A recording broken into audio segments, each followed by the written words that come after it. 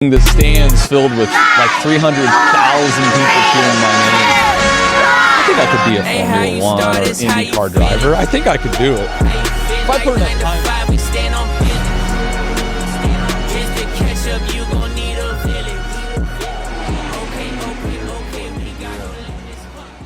Oh, look at you, already are. Okay, I'll shut up. They're both recording? Yep. Cool. Okay. All right. Good deal. So now whatever you're saying is going to be on the podcast. So yeah, I you know me, I don't have any secrets anyway, and that was one of my fears with the podcast. It's like, Let's oh walk my around. gosh, I'm gonna end up saying something. I'm gonna get canceled. I'm gonna have my HR team on me. That was one of my original fears, and turns out, you know, I think if you have a good heart, you're uncancelable. Like I can say something's really stupid and walk it back and be like, guys, here's what I actually meant. I didn't mean to say it that way. I'm actually a good human in my core. I said the wrong thing. So, you know, and I also, you know me, I don't get too worked up about what other people think or say. I think that is a great skill that you have. Literally, I was asked to speak somewhere, and I had something happen. I didn't realize, because I thought of you the other day when this had happened, and I almost called you. But I was asked to speak somewhere, and I would say at my core, you know, I want to be a good person. I think that I am, you know, because the fact that Jesus died for me and saved me. Absolutely. But the reality is I make some stupid mistakes. And like, I had one of those moments that I know I'll remember years to come where I'm driving down the road and I'll slam the steering wheel like, oh, I can't believe I said that. Yeah. And I was asked to speak somewhere, and I didn't realize that even though all I did was tell the truth, I didn't say it in a palatable way. Yeah. And they weren't ready for it. And I offended some people. And honestly, I was wrong. Which is something I think that I still haven't fully learned, that you can be right, you can tell the truth, but it isn't always right to say it out loud. Yeah. Yeah. And so, well, there's a guy that, it's funny you said I'm a good person, and I'm not. I'm just being honest. I'm not a really good person. I'll just be straight up. There's a guy that said like, oh, well, Jesus knows my heart. Yeah. And I'm like, well, dude, if Jesus knows my heart, he knows all the screwed up stuff. Like I'm prideful, I'm egotistical, I'm selfish. Like I want this for me, for Keaton Turner. Like, and so I'm like, dude, I hope Jesus knows my heart, and the fact that he did die, it washes it all away. So that's great. But you know, when I think about saying the wrong thing or saying something stupid, to me, it is a beautiful opportunity to make it right. And then how you make it right says all that you need to say. Like, I think there's this really weird marketing ploy, and I've never really tested this out. Kanye West, you know how all the stupid things he says. yes, yeah. This guy could come back stronger than ever if he did it the right way. Yeah. I think people want to forgive. I think like consumers, people want to believe, and they want to tear you down when you screw up. Yeah. But that only lasts for so long. Like, people will forget all the crazy things Kanye said. I just truly believe this, by the way. Like, I think there's a really interesting marketing tactic where you screw up on purpose. Yeah. Just to show that, hey, I am human, and I'm going to come back from it in a better way. I think Bud Light missed the opportunity. Yeah. Like, well, and don't you think? I think this is the thing. You know, we were talking about the Per Diem Podcast, which is what you do, where you literally take one of these mics that we have on us right now, and you just talk into it, and you don't like us. I don't believe that you really edit anything. Nope. And very rarely. I'll have to you know. We're going to edit out that beeping that you're hearing in the background right now. Yeah, I can hear that. But I think that's one of the things that I love about that is just your raw honesty in that way. And I think that's one of the reasons that it's so popular. Yeah. People are getting so tired of polish. This is just me maybe saying this about the masses. Sorry, AI, I'm acting like we're on camera, but we're not. No. The sun is beautiful. AI is perfecting everything, right? Yeah. You can tell now on LinkedIn when someone's used AI to write their posts. Yes. I'm like, you didn't even know what that word meant, and you still used it, right? I want to sound dumb. I want to sound like the redneck that I am. I've got the twang. I say words incorrectly. Yeah. I used a word the other day on an episode, and I listened to it back. And I'm like, wait a second. I just used a word. It's not even a real word.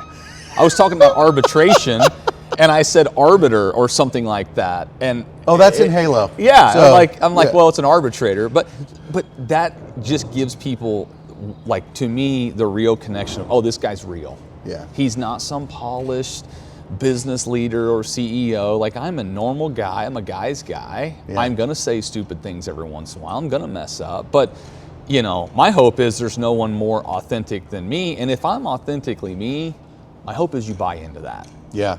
That's what I'm selling. Like, I'm selling who I am. Let's walk out here before they don't let us. Yeah, you're either going to love, this is too freaking cool. You're either going to love me for who I am or you won't. But it is an absolute tragedy if you love me for something I'm not. Yeah. And that's what happens to so many people. That's why they say never meet your heroes. Yeah. Don't meet your heroes because you're going to find out who they really are. Like, wow, this is, you know, I want people to know me before they ever meet me. This is we're standing now here on the winner's circle. Like, this is where they hold up the. Holy crap. Yeah. Oh my gosh. This is. All right, go ahead, stand up there. Yeah, this is too cool. I'm going to stand up here. No, you stand on the three. I'm standing on first place. I got my fingers in the air. This is legit. I love this. There we go. This is legit. Got a little video for him. I'm imagining the stands filled with like 300,000 people cheering my name. I think I could be a Formula One or IndyCar driver. I think I could do it. If I put enough time into it, I think I could do it. So, you post every day. You're on an intermission right now. Correct. And sabbatical, as some would say. Sabbatical. Make it sound like you're a pastor. Yeah. Preaching the dirt gospel. So I think you talk about that strength that you have where you're able to brush off what people think about you. And the reason, like when this happened to me the other day, I felt like I was kicked in the gut by a mule. Like it was like I was so ashamed. I was like looking at how I made this person feel, all of these different things, and it really wrecked me for a solid 24 hours. Yeah. And that's why I wanted to call you, because I was like, Keaton, how do you shrug that stuff off and still care about people? Yeah. Well, I can tell you, I had this issue with a friend a while back. It's been a couple years ago now. I said something, he took massive offense to it. And I'll never forget, we were sitting around and he was telling me like, hey man, here's how your words affected me. And it's probably my ego talking, but I remember saying like, well, that sounds like a you problem, man. like what I said made you feel a certain way. Like, you got to control your emotions. I can't control them for you. Yeah. I'm just telling you the truth. Yeah. However you want to handle the truth, that's up to you. That's a you problem. Yeah. I just don't, I am so anti-victim mindset, like to my core. It's really hard for me to relate to people who get offended and put on this victim cloak of like, oh my gosh, I can't believe you said this. I can't believe you did this. I can't believe you would think this way. Like, man, I don't have any time or patience. And it sounds really selfish when I say it that way, but life is too short. Like, if you want to be a victim and choose to be upset about things, like especially words, like actions, you can do some things, people can get wronged, I get it, I'm guilty of that. But I try not to put too much stock in. I try to be a good human, have good intentions. If I say something that comes out the wrong way, I deal with this with my wife. She wears her heart on her sleeve. And I can say things, or even worse, I cannot say things but have the wrong body language. Uh-huh. You know how that goes? and I have to like say, hey, look, here were my intentions. I didn't mean to be a jerk. Yeah. I was just a jerk. Sometimes it just happens that way. Yeah. But I don't know, man. Especially in business, like if you're going to be a victim, whether bad things happen to you or not, that is a choice you're making, and I just believe it's just going to hold you back. Bad things happen to all of us. And do you think that, it's funny, I think that we're headed towards a place where fame is going to be much more, you talked about Kanye West earlier. Yeah. And I think in the next 15, 20 years, it's going to change, where it's like, Keaton Turner is famous in the mining industry. This person over here, Aaron Witt, is famous in the dirt industry. And it's like, not going to be famous like people are across the board. Yeah. But we're going to have these pockets where But in that, and so the reason I say that is you already have a pretty decent following on Instagram, on LinkedIn. And so when you post, people have comments. Do you think that being public like that for so many years has helped you in how you deal? Because I have noticed, I'm nowhere near where you are, but there are still people that have the comments and they're like, well, that was stupid, or that was this. I love it. It's my favorite part of social media. And I don't say this to get to sound cool.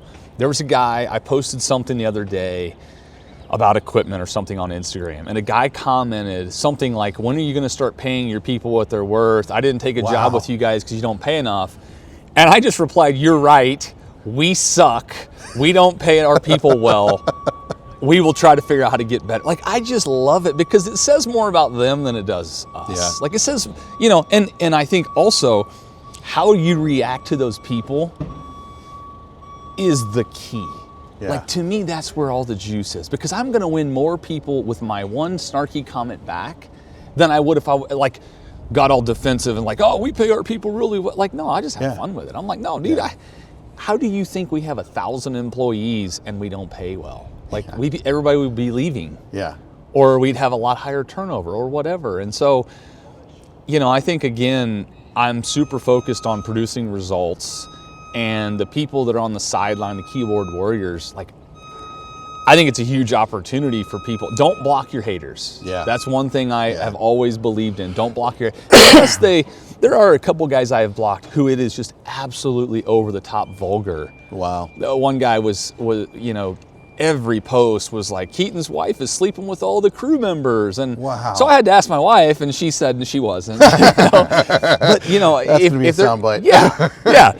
If they're going to be vulgar, obviously, that gets old. Yeah. But if they're just people that have snarky remarks, like, I have so much. That LinkedIn, my favorite thing to do, especially late at night, which is not always great advice, but like, my favorite thing to do is with a glass of wine, get on LinkedIn, read all the bad comments, and just fire off a response, like, having fun with it. Yeah. Because then it also makes me not take it so seriously, not get worked up about it.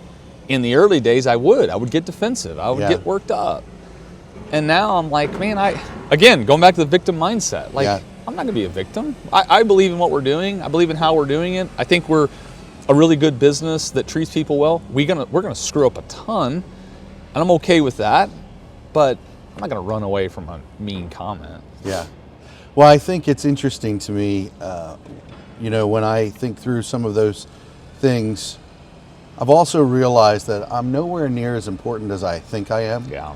I think about myself more than anybody else does. No, absolutely. So I would bet you even a few weeks ago and there's probably some people when they think of me, whenever they think of me, but they're not thinking of me anymore, when I said whatever I said, they don't even remember. Yeah. And I would say, most of the people in the room, they don't even remember unless they're doing what you said. Yeah. Where it's like, oh, well, maybe you're not controlling your emotions. Maybe. Yeah. And I want to be clear, I am not taking responsibility for my mouth and the things that come out of it. For sure, I have to be careful what I say there, but the reality is all I can do is say, hey, I'm sorry that happened.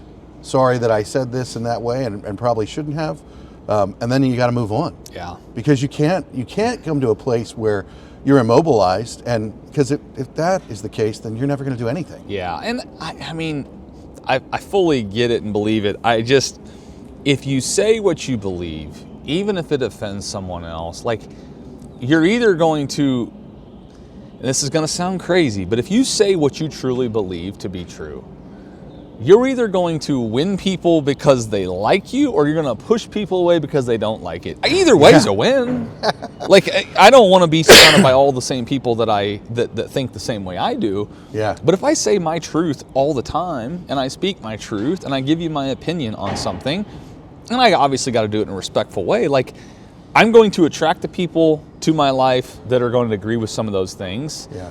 And I'm going to push people away from me that don't agree with those things. Yeah. And that's okay. I think you still have to be open to some criticism. I got a guy in my circle who thinks way differently than I do politically and religiously. We have a blast talking about it. Like, he believes in aliens. Yeah. I don't believe in aliens. We have a blast talking about it, But I don't shy away from giving you my opinion. I don't shy away from talking about Jesus and him talking about evolution or whatever, So, well, here's the deal. If you believe that, then you should be able to talk about it. Yeah. If that's the thing that always strikes me about people that are not willing to have dialogue. Well, then you really don't believe it, and you're scared to death that we might uncover something. Defend it. Exactly. Yeah. And I think that, and the other thing, to your point of being surrounded by people who maybe don't align with you, if you don't, I'm reading a book right now about entrepreneurship, and it's titled Shoveling Shit. And it says you better be, that's what entrepreneurship is. It's shoveling shit, and every once in a while you get a win. Yeah. But in that, they talked about founders who found companies, and this might be interesting because this might talk about you. Founders who found companies and bring on a team and found them with people, or founders who do it alone. Yeah. Oh, and they said that, founders who do it alone and continue that way and demand to stay that way only have their perspective. Yeah. I told you right before we clicked to record, I recorded a Per Diem podcast this morning on the way up. And the whole topic was entrepreneurship and people calling themselves entrepreneurs when they have no clue what being an entrepreneur is. Yeah. And by the way, I'm not anti-small business or anti-mom and pop, but so many guys that say I'm an entrepreneur are running a business that doesn't make any profit, so they're not solving a problem that has an economic solution on the back end. Yeah. There's a lot of guys that they solve problems, but they don't make any money doing it. Yeah. And in my world and my core business belief as an entrepreneur is you solve problems first, and there is an economic reward for solving the problem. There is profit. I told the story of when I was with my dad one time when I was starting Turner Mining Group. He was like kind of pushing back a little bit, like, I don't know, like, why wouldn't you do in a different business or do something else? And I said, I don't care about mining. I'm not passionate about mining. I said, this is a direct quote, I said, I would sell tampons if I could make $1 million a year doing it. I'm at my core, like, and it's not, I don't say it as a badge of honor, it's actually a really tough life if you choose to live it. At my core, I'm an entrepreneur who wants to solve problems and get paid for it. Yeah. I don't care what the problem is. Yeah. I walk around places like here at the Speedway, I walk around and I'm thinking like, oh dang, someone painted this mural on this wall. How much do they charge for it? Yeah. How much money did they make? And my brain works that way. I don't get romantic about our business. I don't love the equipment. I don't love, like, we do staffing. I don't know anything about staffing. Yeah. I'm not romantic. We solve a problem and we make money doing it. Sometimes that's entrepreneurship. I have felt like there's something wrong with me, and even some of my team has said there is, and there probably is. But what you talk about right there, I love being involved in a crisis. Oh, yeah. I love when it's like something's going on and it's like, well, we need to solve this problem. And it's like something snaps in my brain. And that is like my favorite part about what we do. Yep. Now, I hate it when we lose. Yep. I mean, I really hate that. So we try not to lose very often. Yeah. But the reality is, and that even ties in with what we were talking about earlier, where it's like, you can't give up. Yeah. I mean, you're going to fall down, you're going to fail. But if you keep shoveling or you keep pressing forward, then inevitably you're going to figure it out. A little bit of progress every day. I was telling one of my guys earlier this week, because he could tell I'm in a little bit of a different headspace recently. I'm getting a little bored.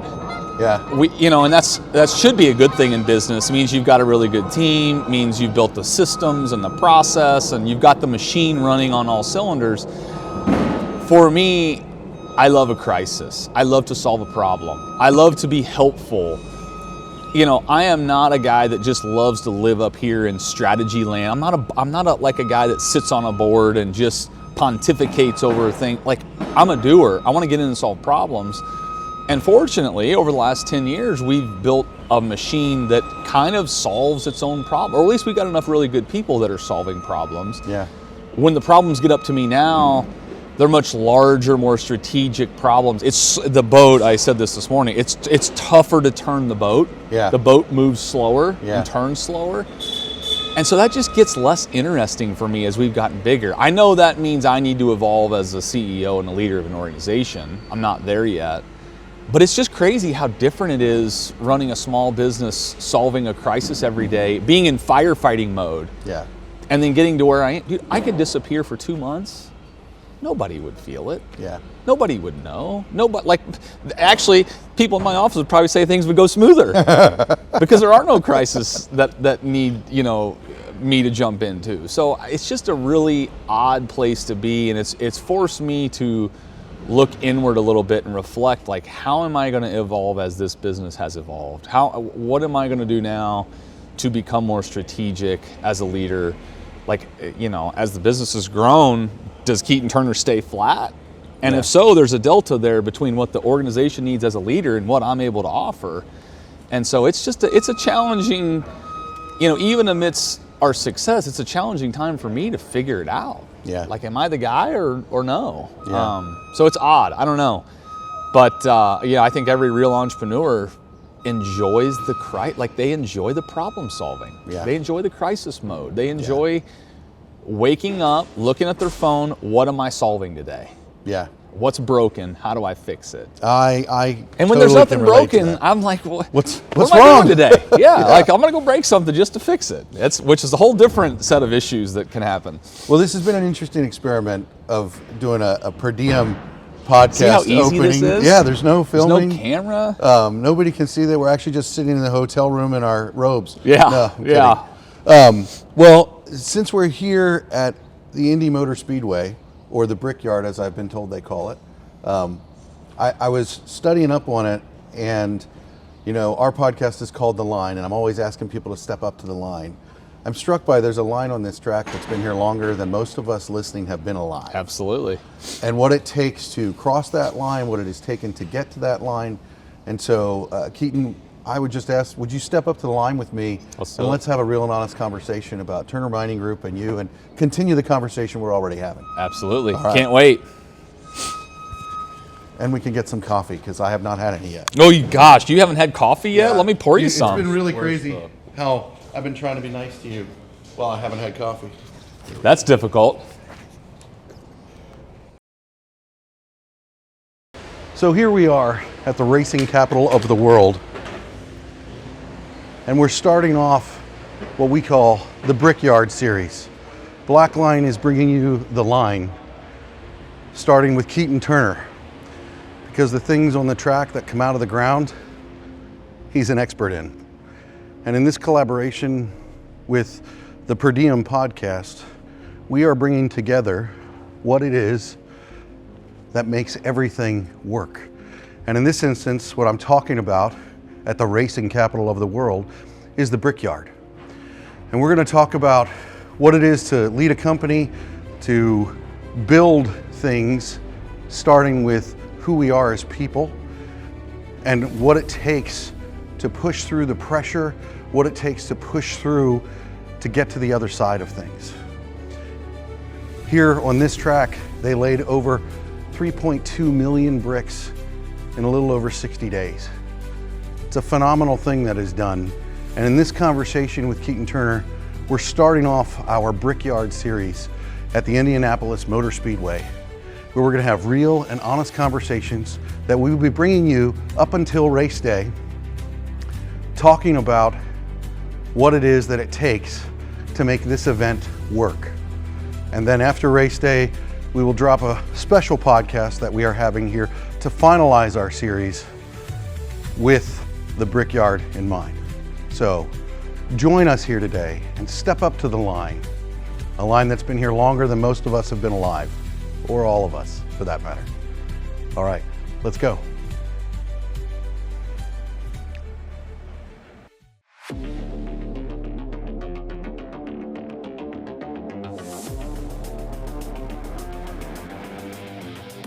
Well, Keaton Turner, this is an honor and a privilege to once again welcome you to the Line podcast. Yeah, thank you. I really appreciate it. You will always have a special place for me in podcasting, because you were that guy who I messaged, I think through LinkedIn one day, and was like, hey, do you want to do a podcast with me? And you actually responded, and we're like, yeah, let's go. My question for you is, do we still hold the record for the most expensive backdrop? Well, you're Or does someone else have something on me? well. I don't know how much this backdrop costs. Well, that's true. That's true. But I'm setting a new record today. I would say, yeah, that's right. And you're on this one too. Yeah, the Pagoda probably cost a few more. Yeah. Well, I will say those trucks definitely, I think, still hold the record. We've done some pretty cool backdrops. Yeah. But especially when you consider the fact that was a new copper mine opening here in the United States for the first time, and what was it? Is it 40 years? Yeah, it was the first new copper mine to open. Yeah, something like that. And it's been a fun project. So pumped to have you out and doing that. As the sun came up over the haul trucks, cool. That was really cool. Yeah, very different than this. Very different than this. Yeah, believe it or not, it was warmer. But this is next level. When you asked me to come out here and do this, of course I'm an Indiana guy. Yeah. You know, Bloomington's just a short drive south from here. You said yes pretty fast this time. Oh, it was a no-brainer. And I never say yes to podcasts, and you're 2 for 2 now. So, but I said this morning I was recording my own podcast, and I said on the Per Diem podcast, your style and your eye for style is what attracted me to you. Just the video you sent me last night on how to get in here. Of course, I already knew how to get in here. But I was like, he's got his own branded video and instructions on how to get to the podcast setup. So it was, I love what you're doing. I love what you're about. Well, I appreciate that. It definitely goes both ways. You know, I've gotten to do podcasts with different members of your team and see what you guys are doing, and honestly get a window into the culture of not only, and I'm just going to say Turner, because you have Turner Mining, Turner Staffing, and Thomas Hahn. Like, he's legit. Yeah, that is the word. That's a good human. Yeah, for sure. I want to be just like Thomas when I grow up. You know, and so I've just so enjoyed what you guys are doing, and seeing what you're doing, and then what you're doing with the Per Diem podcast. I think is such a cool thing in how you're communicating to people, not only those of us who listen that aren't a part of Turner, but those who are. Yeah. And we talked about this just a little bit earlier, and now you can be watching us, just so you know. Earlier we were doing more of a Per Diem podcast vibe where we were just recording, which I kind of like. A lot less work. Yeah.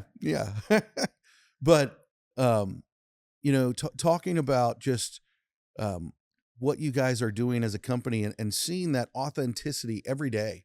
Because that's something I would just say for anybody listening, if you are listening to the Per Diem podcast, which I do, just a few weeks ago, I made a post about a podcast I was listening that you did, where you were saying the quiet part out loud. Yeah. And I think that's what your whole podcast is. You say the quiet part out loud, and you invite people to be a part of that.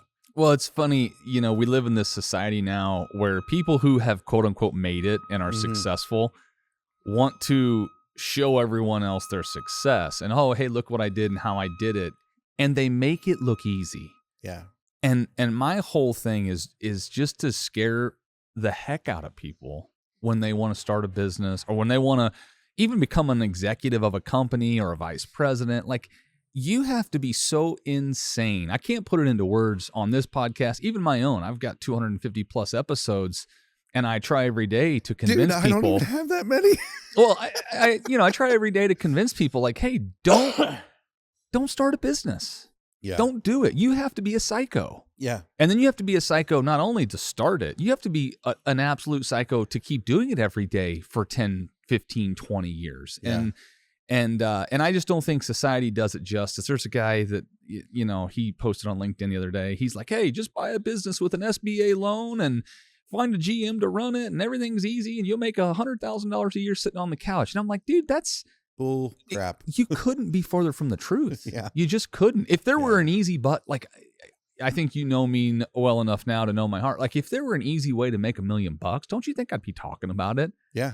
Don't you think I'd be like selling a mastermind on how easy it is? Dude, it just doesn't exist. Yeah. And I think, you know, the next generation, the guys behind me need someone to tell them the reality around business and how hard it is, how lonely it is, how much anxiety it's going to fill you with, how, it's a near impossible battle to win. Near impossible. Yeah. We are talking words of encouragement with Keaton Turner. Sorry to bring the mood down. Well, the reality is that's true.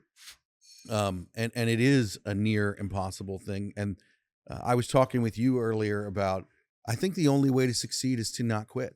Yeah. And a few weeks ago, I was talking with a guy by the name of Herb Sargent, and they were celebrating 100 years as a company. He's legit. He is legit. You want to talk about a good human. Yeah. That man is impressive. But he was telling me that not one, not twice, not 3 times, but 4 times and even more, he has seen really horrible, hard things in business. Mm-hmm. And things where it's like, oh, I should just give up. Yeah. And I think that there's something pervading society right now. Mm-hmm. So, I want to be real and I want to be authentic. And so I'll be a little guarded in how I say this, but someone who I love dearly has been diagnosed with cancer. And it's a really bad cancer. Mm-hmm. And it's really hard. Every day is really hard. And so the one day she's there and the doctor says, well, you don't have to do this. And she's there and she's talking with him and she's, what do you mean? And the doctor says, well, you could choose death. And she's really cool. She looked at him and she's like, no, I'm here to go through the hard things. And I think that there is this thing in our culture and our society where it's like, oh, if it's too hard, we should give. We're not made to give up. Mm-hmm. We're made to push through. We're sitting here at the Indy Motor Speedway, which was built by a handful of businessmen over 100 years ago. 3.2 million bricks. That's why they call it the Brickyard. That's a lot of bricks. A lot of Keaton. brick. A lot of brick. And so it's like, I feel like people need to understand stepping up to the line, doing the hard work, going out there and doing what you're doing. Like you've said, if I can make $1 million doing whatever, I'll do that. But the reality is you are pioneering through the hard work. And you're blazing a path for those to come behind you, and not behind you in a bad way, but it's like, I don't care who you are. You're called to do that in some way, shape, or form where you are. Yeah. Well, I would respond to you and say I'm a psycho. Like I get so excited to go solve problems. We were just talking before we hit record. Like I get so excited to just solve a problem and see a financial reward for solving it. It's like when you're a kid, be good and do your chores and you get an allowance.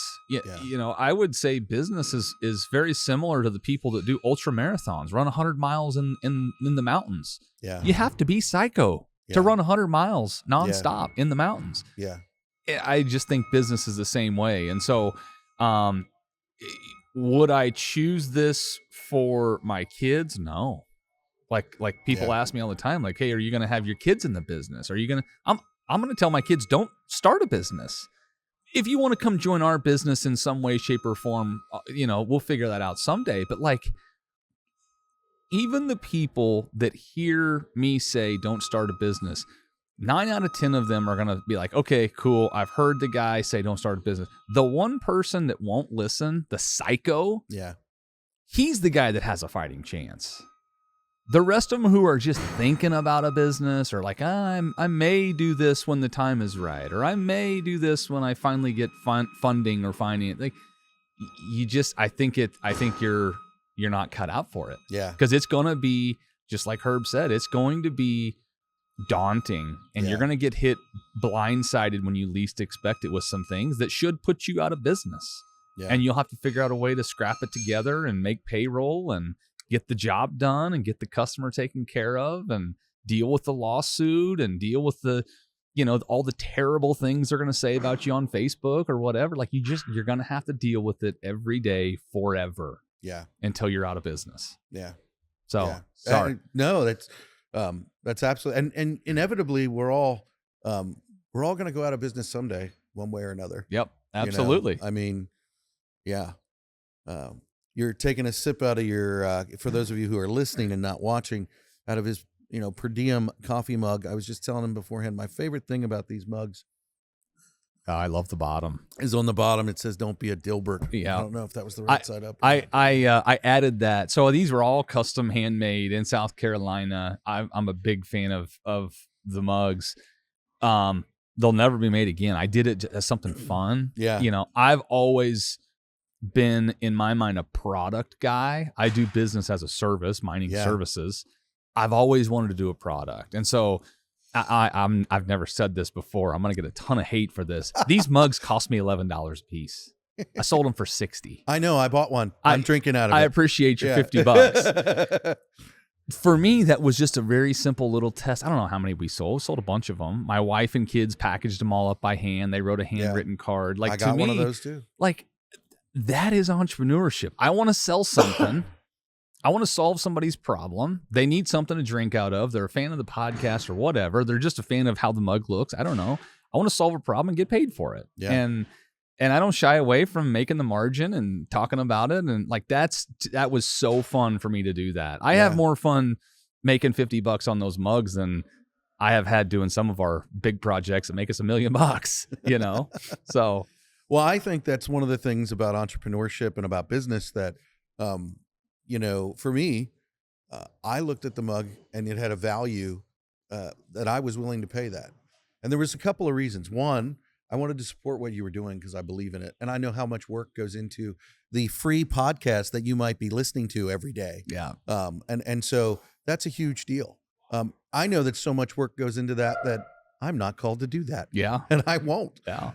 But so that was why for me. And then the fact that it's a product that is not crap. Yeah. You know what I mean? It's well made, it's cool. Handmade, and it's cool. And to me, the other thing is, and this is really what I'm about, it's scarce. There's only a few of them. Yeah. I think there's less than 100 of them. Wow. And they're never they're done. They're never even made again. I got a few more in my garage that I'll give out as gifts or whatever. But to me, like, the scarcity thing is what a lot of time will drive demand. Like, if there's only 100 of them, and I don't know how many listeners the podcast has now, 1,500 a day or something like that. If 100 people get in line and buy them up real quick, like that drives, it's just supply and demand. Again, it's economics. And so, yeah, I had a lot of fun with it. Thanks for supporting the pod, though. Oh, it was my pleasure. Now I sound like I work for Chick-fil-A.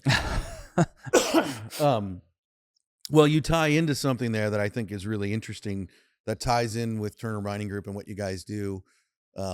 I have a lot of our clients actually at Blackline are in the mining industry. So I've been getting educated ever since we met on mining and how it works, how it needs to work more here in the United States. Mm-hmm.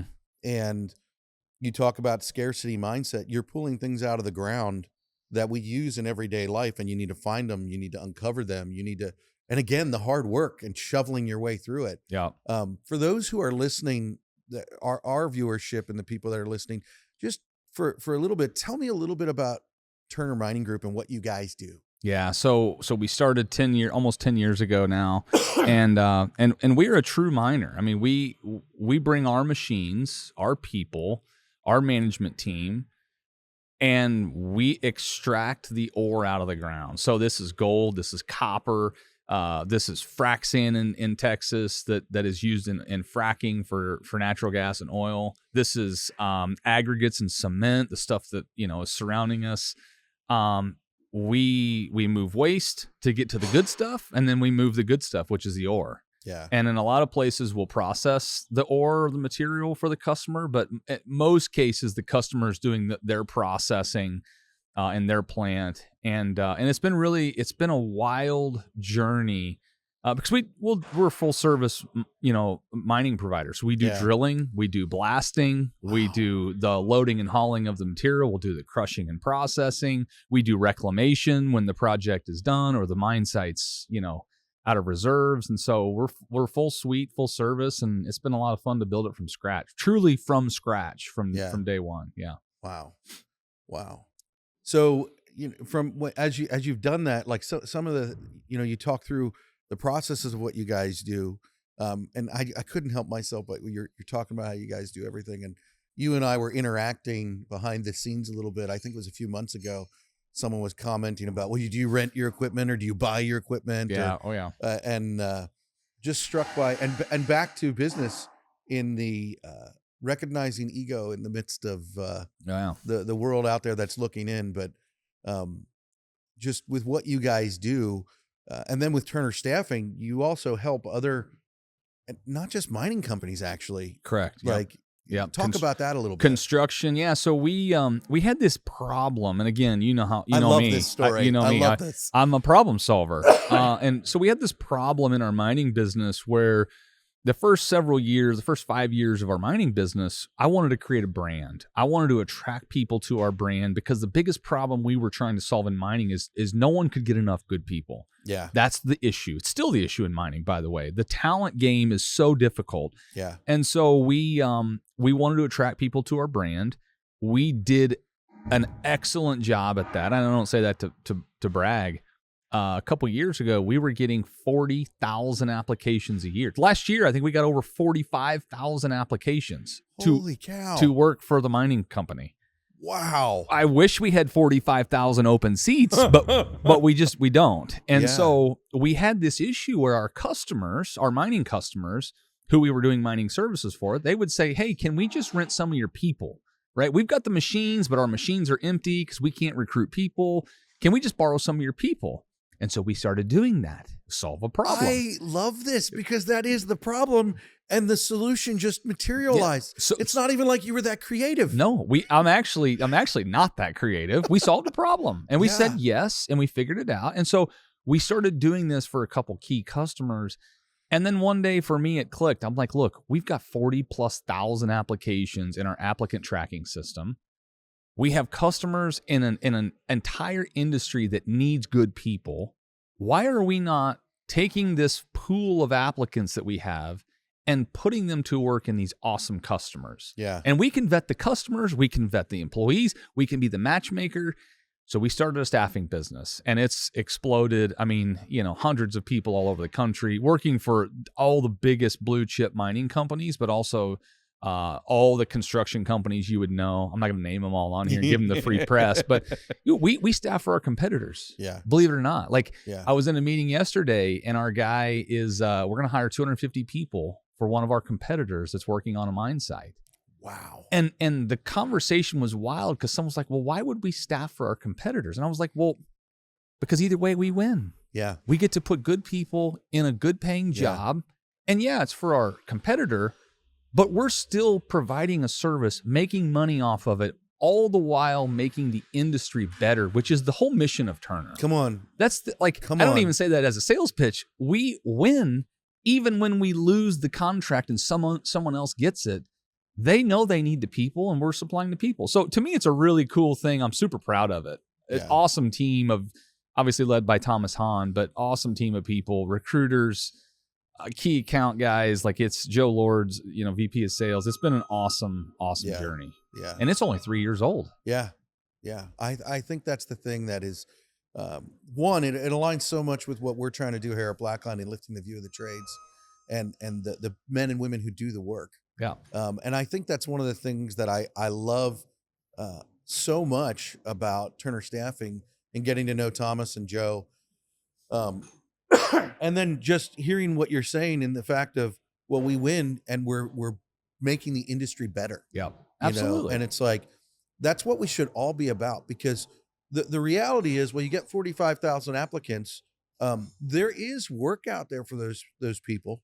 Yeah. There is, we look at the realities of things that are coming, but it's being able to place those people. And also, not everybody's a qualified applicant. Well, here, let me say the quiet part out loud, like you said earlier. Of those 45,000, come on. Oh, listen to the geese above us. Of those 45,000 people, more than 3/4 of them are absolute duds who I wouldn't hire to do my laundry, sweep our floors. So it's our service is to filter through the BS applicants, the people that aren't going to show up to work, the people who have bad attitudes, the people who just don't want to make the industry better. They're actually dragging the industry down. Come on. And then we filter them out so the customer doesn't get those people. That's the service we're providing. And so we don't do a perfect job. We get duds that sneak through the cracks all the time, and they can fool you in an application process. They can fool you in an interview. But, our job is to get the good people in the right spots, whether it's for the mining business or in the staffing business for our customers. We've got to get the best people and put them in the right roles. And that's a lot of fun. It's a challenge, but it's a lot of fun. So I have a question related to that, because you're talking about that. And I think for those who are listening, whether you're starting out as an entrepreneur or you're running a company with a few thousand people, what do you say to those who have duds already in the seats in their company? Oh, yeah. Like, is a warm body worth it, or should you rather be? Oh man, this is Do you understand my question? I did an episode on this a while back, and it's called "Stop Digging" or something like that. You've got to be really good at firing. There is no magic in hiring. Everyone wants to get romantic about their hiring process and their onboarding process, and we do a good job of hiring. No one does a good job of hiring because there are bad actors out there. Yeah. I've hired some dudes that have the resume, that have all the experience, that look legit, sound legit, talk legit. They can look good on paper. And then end up being the biggest Delbert on the planet.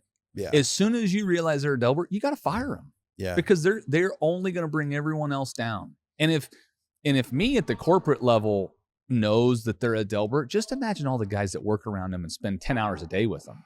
And have to put up with the BS. If you're listening and you're that corporate guy, that statement right there that Keaton just made is so important, because your entire team knows that they should be fired. Yeah. And all of your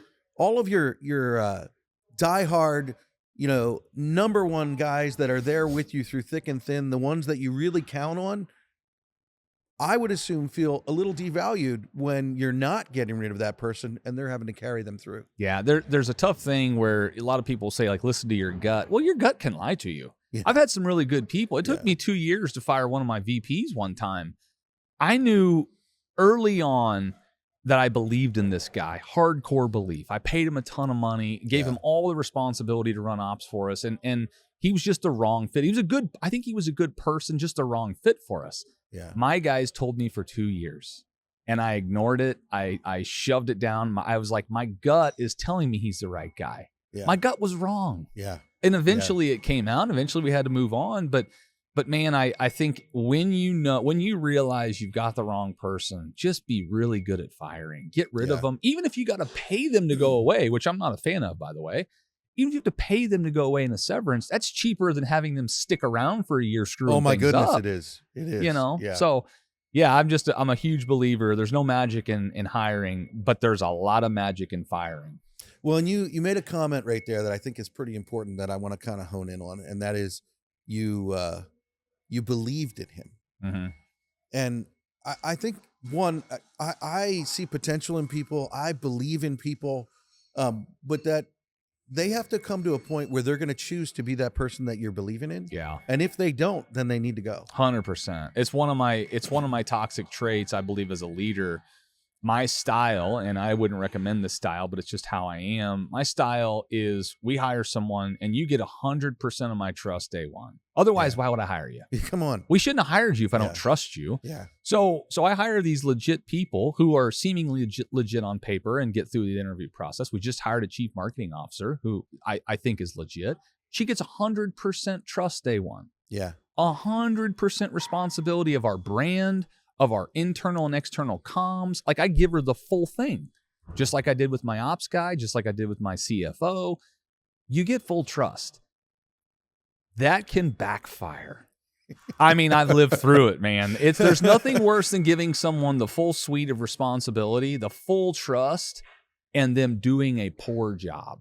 Yeah. But man, to me, the alternative of someone having to come in and, like, quote unquote, earn your trust. I've heard leaders say this. Well, you got to earn my trust. Yeah. Well, for me, I fundamentally don't believe in that, because if I have to come in and earn your trust, you shouldn't have hired me in the first place, because you don't trust me to do the job. You're not going to trust me to make the right decisions that you want me to make. Yeah. And I want my business to run without me. Yeah. So I need to trust my people. Yeah. And so it's just a different way of looking at it. But for me, when it goes bad, it goes really bad. Hopefully it goes right more than it goes wrong, though. Hopefully I get more legit people that actually deserve the trust and responsibility. And then when you get the one bad one, you just got to adjust, recover, get them out, fall on the sword. I say fall on the sword, like own up to your people. We had one day I got a phone call. We had 40 people quit overnight, 40 of our guys. And some of these guys were like, that's a gut punch. Oh, these dudes were some of my best buddies. It killed the project. They just walk off.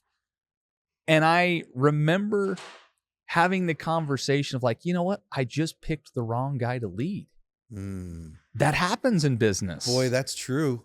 That 40 guys leave, but they leave because one guy. One guy. That's true. And guess what? Keaton Turner looks like an idiot. So what do? Well, you got to accept it. Man, I took a swing. I hired a guy. I thought he was going to do the right thing. He didn't. I'm sorry. Those people don't come back. The 40 are gone, but that's business, man. That's just part of the reps you take and the blows on the chin that it's going to be. I really think that it's a true superpower to be able to move beyond that. Like you make the comment, you say, well, Keaton Turner, I missed it. And the quicker that it's difficult, and we talked about this a little bit earlier, but the quicker that you can get back up, dust yourself off, and keep moving. Like, obviously, you need to take some real introspection and learn, well, why did I put the wrong guy in charge? Yeah. But can I ask this question? Because like those gut punches like that, like where something happens in business and you just feel, maybe this doesn't happen to you, but this happens to me. I just feel sick. Like I can remember different times in my life throughout business where I just like sat down, put my head in my hands, and I'm like, what am I doing? Yeah. When that happened to you in that situation, you had 40 guys walk off the job. Yeah. Go back to, if you can, for me in your mind, that moment. How did you put one foot in front of the other in that moment? Because there are people listening right now that are in that moment. Yeah. And they're like, I can't do this. Super simple for me. And I don't say this to be tough. This is what I fully believe. And I've said this for years.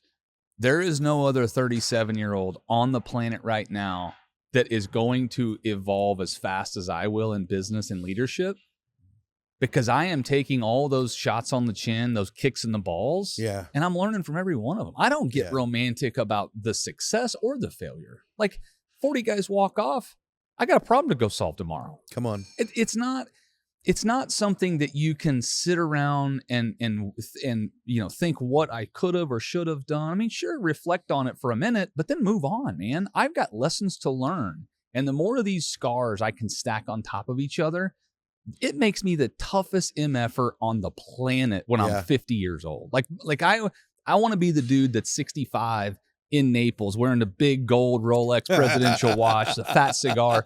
And I'm just sitting around the pool telling stories about the ball kickings, about how I got here.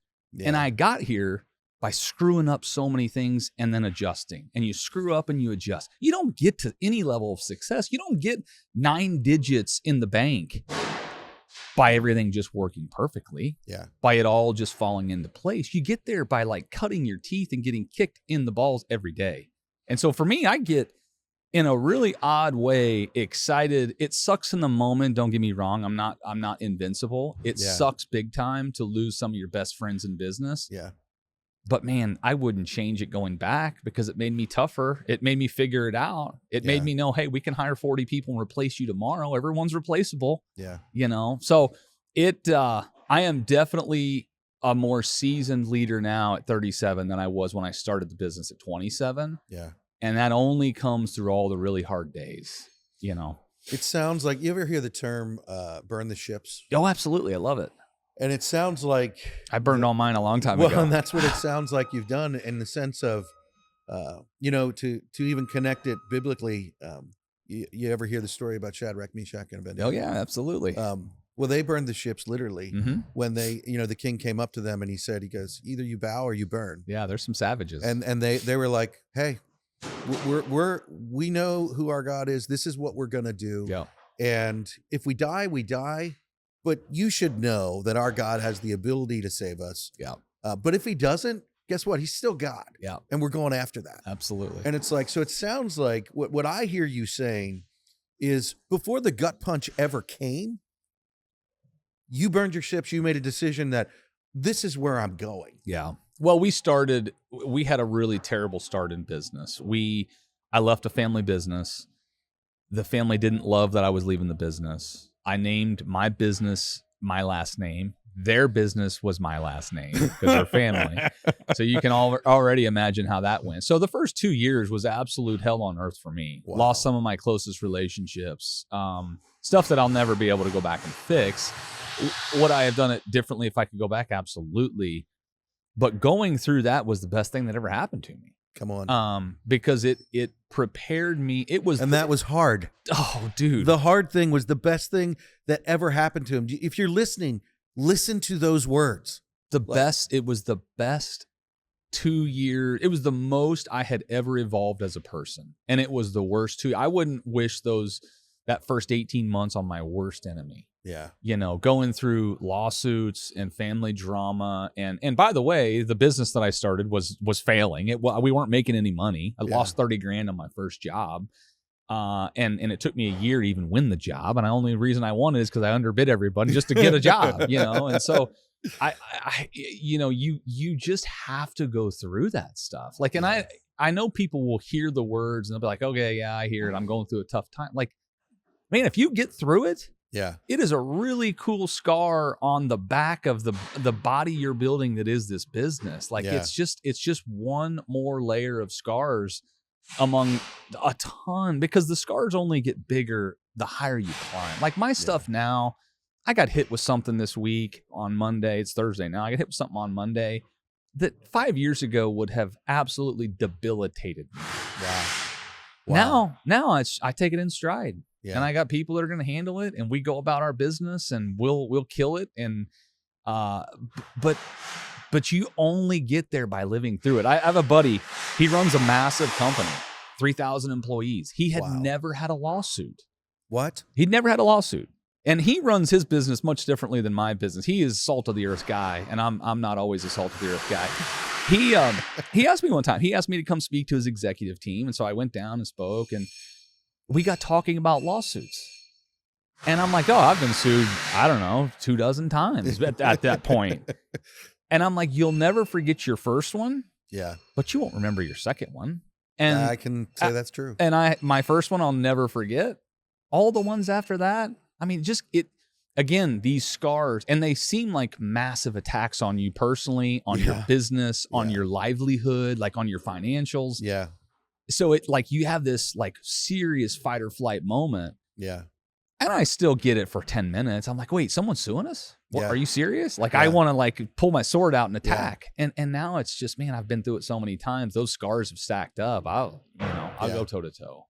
So it's just, I don't know. It's going to be hard for people to hear the audio and relate until you go through it, until you almost fail, until you almost die.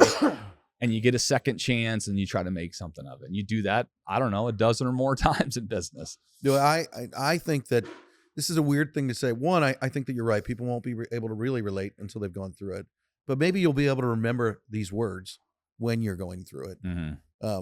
But I think that everybody in business should go through that process of being sued or being a part of it in some way. I remember the first time that happened to me. You remember where you were? I remember where I was. You remember the smells on the wall. Like dude, it was like Matlock. I sat in a courtroom in a witness box, the whole 9 yards. Yeah.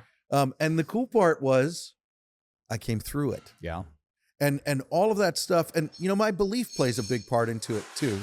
Because I believe that if I'm doing what it says in Matthew, where it says, seek first the kingdom of heaven, all else will be added unto you. Meaning it's like, all right, I'm going after those things. And I don't mean that I have it figured out or that I know it or even that I'm a good guy. Yeah. I just mean it that I keep that north in what I am doing and everything else falls together. Yeah. And sometimes it's revealed that I was wrong.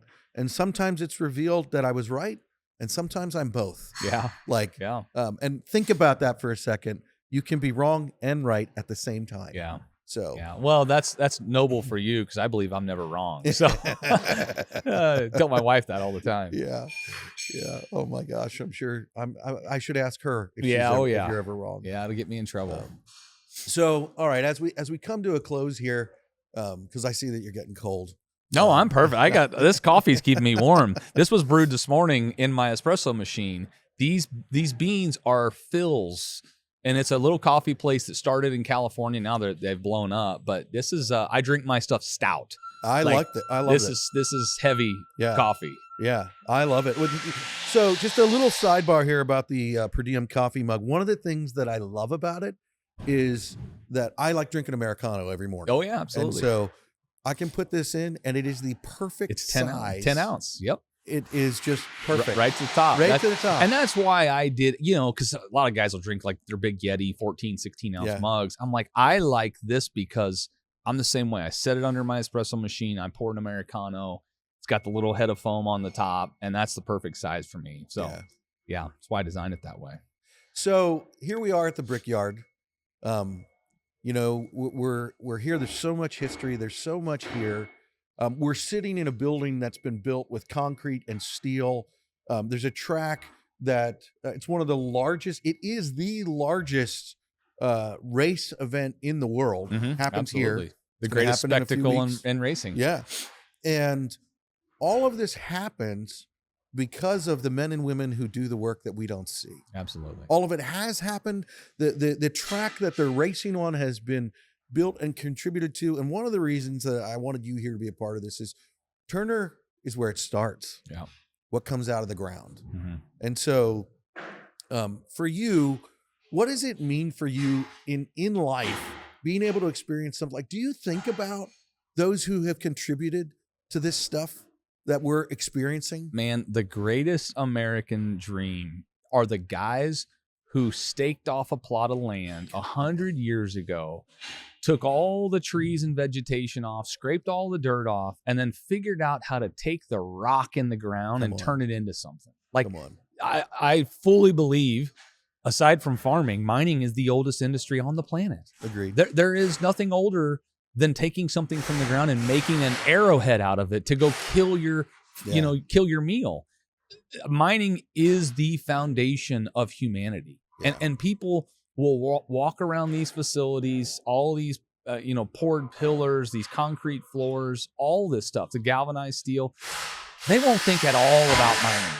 Yeah. They won't think at all about mining, and for me, one of the things we tried to do when we started the business was give mining a voice. I've said from day one, I want mining on the cover of Vogue. Yeah. I want us to be so sexy. And I think there's a pendulum swing coming, which is with society, especially as AI takes off. It's my prediction that in 20 years, the trades business will be the sexiest thing there is. It'll be the highest paying job. Let's make it 10. Dude, it might be 10, depending on how fast AI really kicks off. There will be electricians pulling up to the office in their Lambos. Yeah. To get their hands dirty. Yeah. I mean, I fully believe the trades thing is the thing. And so, my whole shtick has been, let's make mining as sexy as can be. Let's show the people getting dirty. I think we're ahead of the times. I think what you're doing is ahead of the times, giving a voice to these people who have been second-class citizens forever for the last 100 years. Come on. I'm telling you right now, you're going to play this audio back in 20 or 30 years, and there are going to be dudes working in mine sites, driving their Bentleys to the site because they're making stupid money because AI can't do the job. I agree. Electricians, AI cannot do the job. Humanoid robots cannot do the job. There is I just fully believe that the trades is where it's at. Yeah. And we have some of the brightest, most legit free thinkers, problem solvers, people that have way more testicular fortitude than the rest of society. And I want to give those people a voice. I want to shout them out on Instagram. I want to talk about them on a podcast, and I'm having a blast doing it. I agree. I absolutely love what you're saying. I love what you're doing. I have a magazine that we'll have to talk about getting mining on the cover of later. I love it. But it's not Playboy, is it? No. That's a whole different thing. It's a I'll say it for air here. It's a black line experiment this year that we're doing called Trademark. No way. Yeah, cool. I'll have Awesome. to show it to you. Awesome. So all of that being said, as we go out here, if there was one thing that you could say to those who are listening, whether it's so my son who is 17, he's going to be 18 in a few weeks, who is 17 is definitely going to be listening to this because you're on it. He doesn't listen to my podcast, but he'll listen to you. Yeah. Whether you're 17 or whether you're 45 or whether you're 65, what do you say to those people who are out there? What is one thing that you would say to them? Oh man, there's so many. Follow the theme of what we were talking about this morning. I think for a lot of young guys, because that's typically my audience, the 15 to 35 year olds. I think for a lot of young guys, they hear people say, follow your passion and you'll never work a day in your life. Follow your dreams, you'll never work a day in your life. I can just from experience tell you, if you follow your passion, you will work every day of your life forever. Yeah. Because most of our passions as young guys don't pay us anything. Yeah. I think you need to first figure out, what do you want your life to look like? Do you want to have wealth? Do you want to have the lake house? Do you want to live in a machine because you love it so much? Like what do you want? And then go align all of your activities up to that. If you want 3 or 4 houses and a lake house and an aspen house and it's going to take a totally different set of tours of duty in your life to get that than it will to go be an influencer or be a YouTuber or whatever the case may be. And so for me, where I sit, solving a problem and getting paid for it is what I'm passionate about. Come on. It's not mining. It's not staffing. It's figuring out what market has a problem to solve. I want to go solve it, hopefully at scale. But even if I solve the coffee mug's another good example, like solve a problem and get paid for it. And if you can do that at a small scale when you're young, if you can mow lawns or whatever, clean gutters, clean trash. I know a guy that cleans trash cans. He's a young kid, cleans trash cans for $20 a trash can. All he does is power wash them out. It takes him 10 minutes. He makes $20. If you can solve problems at a low level when you're young and make money doing it, you start to build this foundation as you get older. Hey, I can solve problems throughout my career. I can solve problems as an equipment operator. I can then solve problems as a project manager. I can then solve them as a director or vice president. And you make this climb throughout your career that's really interesting. Too many guys see a president of a company or a big vice president, and they're like, man, the jump from where I am to get to where he is way too great. I'll never get there. That dude was just a normal dude at one point. Come on. That guy was just a normal guy. Yeah. He puts his pants on the same way you and I do. Me sitting here as a business owner, and again, a 9-digit business owner, I'm a normal guy. Yeah. I'm not even that intelligent. Yeah. I get so excited about solving problems and figuring out how to make money doing it. And so, I don't know, for the young guys, that needs to be, in my opinion, if you're thinking about stacking cash and if you're driven by money, don't think about the money. Come on. First, think about solve the problem. Yeah. And then how do you charge for it? And do you charge enough to actually make anything, or are you just charge enough to cover? Is it just a hobby to you? Yeah. So I don't know. That's probably not the inspirational ending that people need. But for me, that's the biggest misconception in entrepreneurship. It's the biggest misconception in being a business leader, a business owner. People are solving problems and not making any money, or they're just trying to do something that's not really solving any problems. Yeah. There are too many competitors in their space, and so there's no real problem to solve. So I don't know. That's where my brain goes right now. Well, no, I love it. And I think, it's interesting, the demographics with which we speak to. Most of my audience is older. I love that. This is a good cross collaboration. It is. And what I would say is a challenge to those who are listening. You are, and this actually comes from the mouth of Herb Sargent. He made this comment, and it's like, your responsibility is to be pouring into these young people that Keaton is talking about. If you're listening to this and you're running a company and there's not someone that you are mentoring, and I know that I just said that and you saw dollar signs because your time is valuable. It absolutely is valuable, but your legacy is what will be here when you are dead. Mm-hmm.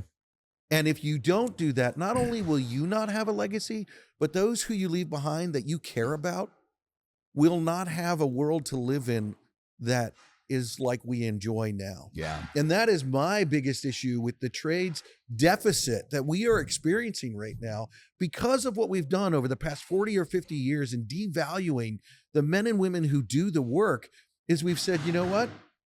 You're not as valuable as this. So people don't want to do it. But yet we live the lives We're going to be able to see race cars go over 200 miles an hour on a track, watch some awesome power, some awesome things on the Brickyard because of the men and women who did the work. Yeah, I love it. So you need to step up to the line and pour into those people that you're talking about. I couldn't agree more. And what is cool about what you just said is the older dudes, the older generation, the guys that have lived it, done it, have all the scars. Yeah. They got to tell the story. Come on. And too many of them are just like, oh, my time's over. The new generation's here. AI's here. Technology's changing. It's one of the angles of my podcast every day is I want other people to learn from my scars. Yeah. Like, obviously, go learn your own scars and figure out how to do things by doing it and failing. But if you can learn how to do something by listening to a podcast or how not to do something by listening to an old timer who's been there and done it and how business used to be and how it's evolved. Like, man, there's so much good context in the generation ahead of us that needs to come down. That experience and that context needs to come down into our generation. 100%. Yeah. Well, I can't help myself since he said that. At Blackline, we are all about telling story. And so if you're one of those people and you're struggling with how to tell your story and how to communicate that, that's something that we want to help you with. I love it. Yeah. I love what you're about, man. Thank you so much. I love that there's hammer drills and stuff going on in the background as we're talking. This is serious trade stuff right here. This is awesome. Thank you so much for stepping up to the line and taking the time to invest in us here today. Absolutely. Thanks for having me.